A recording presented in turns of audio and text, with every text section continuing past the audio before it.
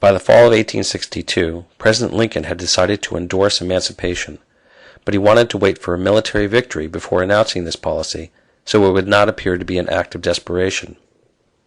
The defeat of a Confederate army at the Battle of Antietam in September of 1862 provided the opportunity he was looking for, and 5 days later he issued the Emancipation Proclamation.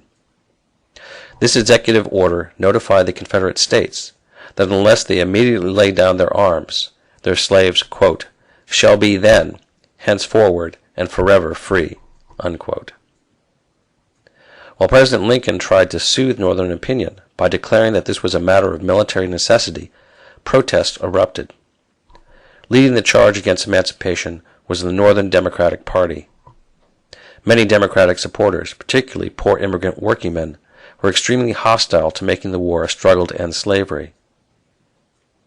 In the summer of 1863, riots broke out in northern cities, protesting the draft and the new direction to the war.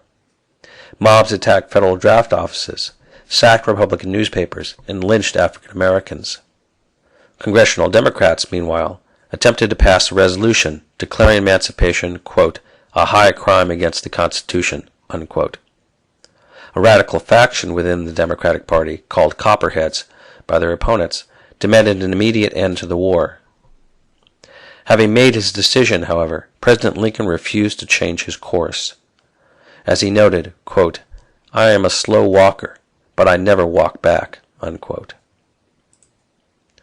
His position was bolstered by Union victories.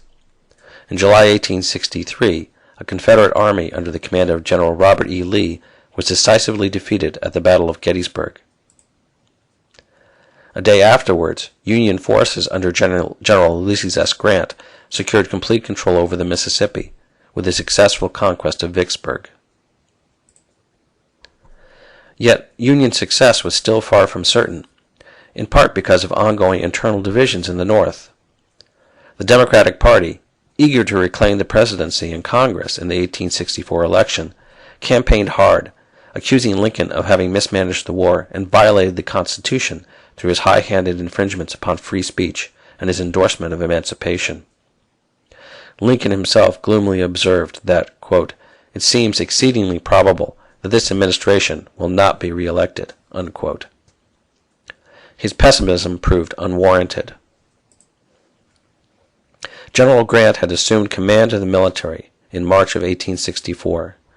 He conceived an aggressive plan to throw the full weight of the Union Army against the Confederacy by simultaneous invasions on both the eastern and western fronts. While the eastern thrust stalled, the western force, under General William Tecumseh Sherman, enjoyed spectacular success in its march to the sea. Sherman's forces captured Atlanta, Georgia in September 1864. The news of this Union triumph helped ensure a decisive victory for Lincoln and congressional Republicans in the fall elections. 4 months later, the Confederacy surrendered. The country had emerged from the war decisively changed. Tensions between North and South did not disappear, but Northern dominance had been clearly established. The South went from being a rival of Northern society to being essentially a subordinate colonial region. Hampered by the destruction caused by the war and the stubborn grip of the old planter elites upon Southern society, this region remained frozen in a decaying and increasingly unprofitable agricultural system for the rest of the 19th century, indeed well into the early 20th century. The rest of the country moved down the economic path established by the North, towards a more commercial, urban, and industrialized society. The war was also a victory for Hamiltonian ideas of government. During the war, Northern Republicans had enacted much of the old Federalist Whig Republican program, which called for a strong central government that could aggressively promote economic development and social progress. Indeed, the balance of power between the states and the federal government had shifted considerably.